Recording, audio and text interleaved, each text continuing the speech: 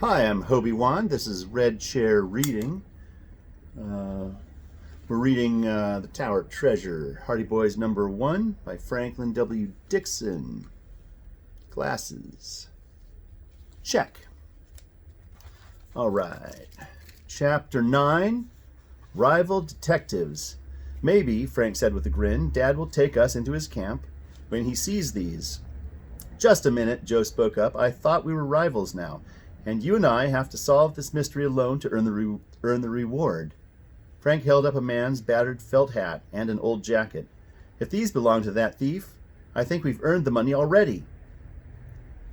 He felt through the pockets of the jacket, but they were empty. No clue here, he said.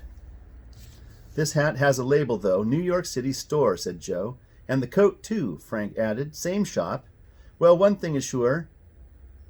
If they do belong to the thief, he never meant to leave them. The labels are a dead giveaway. He must have been frightened off, Joe concluded. Maybe when he found that Chet's jalopy was gone, he felt he'd better scram and forgot the coat and hat. What I'd like to know, Frank said, is whether some hairs from that red wig may be in the hat. Joe grinned. Bright boy. He carried the hat to a spot where the sunlight filtered down through the trees and looked intently at the inside, even turning down the band. Yowee! Success! He yelled. Frank gazed at 2 short strands of red hair. They looked exactly like those in the wig which the boys had found. Joe sighed. I guess we'll have to tell Dad about this. He has the wig. Oh, Dad has the wig. Right. Frank and Joe hurried home, clutching their precious clues firmly. Mr. Hardy was still in his study when his sons returned. The detective looked up, frankly surprised to see them home so soon. There was the suspicion of a twinkle in his eyes. What? More clues? He exclaimed. You're really on the job. You bet we have more clues, Frank said eagerly. He told the boys' story and laid the hat and jacket on a table.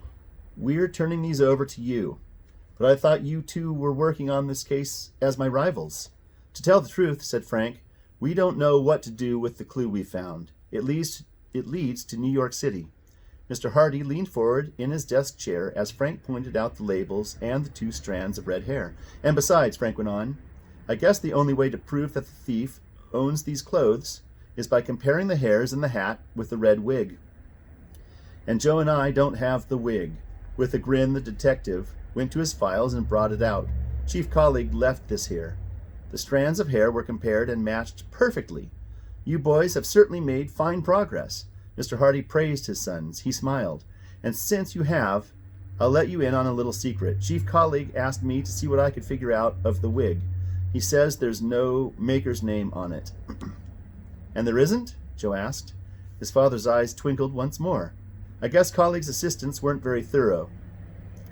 At any rate, I discovered there's an inner lining, and on that is the maker's name.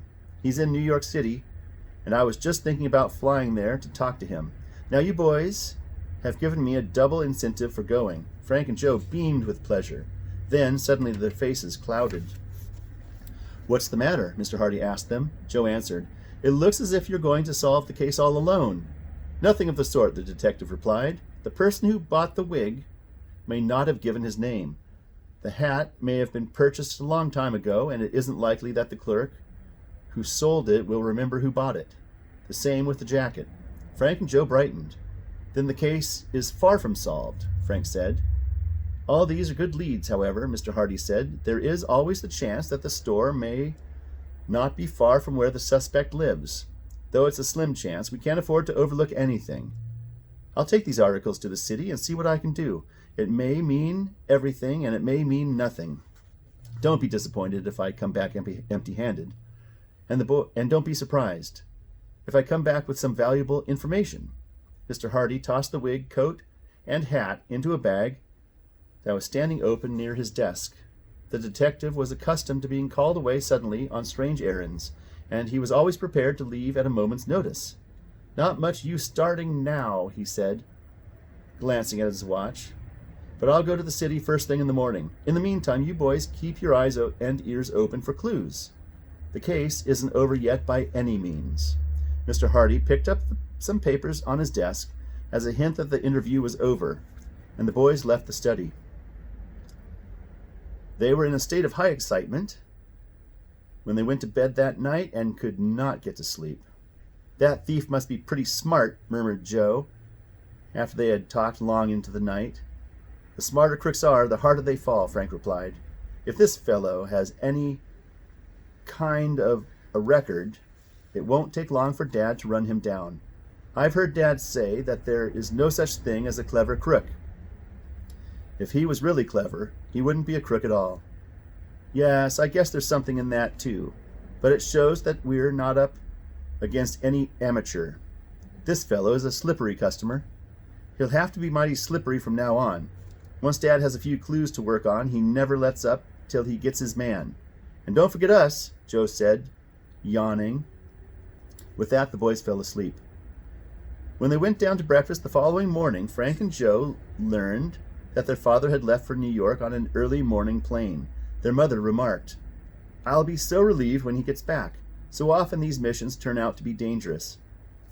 She went on to say that her husband had promised to phone her if he wasn't going to be back by supper time. Suddenly, she added with a tantalizing smile, "Your father said he might have a surprise for you if he remains in New York." Mrs. Hardy refused to divulge another word. The boys went to school, but all through the morning could scarcely keep their minds on studies. They kept wondering how Fenton Hardy was faring on his quest in New York, and what the surprise was. Slim Robinson was at school that day, but after classes he confided to the Hardys that he was leaving for good. "It's no use," he said. "Dad can't keep me in school any longer, and it's up to me to pitch in and help the family. I'll start work tomorrow at a supermarket." "And you wanted to go to college!" exclaimed Frank. "It's a shame." "Can't be helped," replied Perry, with a grimace. "I consider myself lucky to have stayed in school this long. I'll have to give up all those college plans and settle down in the business world. There's one good thing about it. I'll have a chance to learn supermarket work from the ground up. I'm starting in the receiving department." He smiled. "Perhaps in about 50 years, I'll be head of the firm." You'll make good at whatever you tackle," Joe assured him. "But I'm sorry you won't be able to go through college as you planned." "Don't give up hope yet, Slim. One never knows what may happen. Perhaps the thief who did rob Tower Mansion will be found." Frank and Joe wanted to tell Slim about the clues they had discovered the previous day, but the same thought came into their minds, that it would be unfair to raise any false hopes. So they said goodbye and wished him good luck. Perry tried hard to be cheerful, but his mind was very faint as he turned away from them and walked down the street. "I sure feel sorry for him," said Frank, as he and Joe started for home. "He was such a hard worker in school and counted so much on going to college. We've just got to clear up the Tower robbery.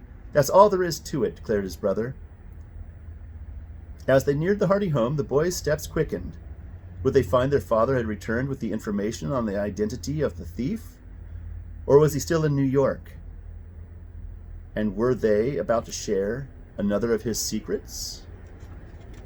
That is the end of Chapter 9. Thank you so much for watching. Clicky.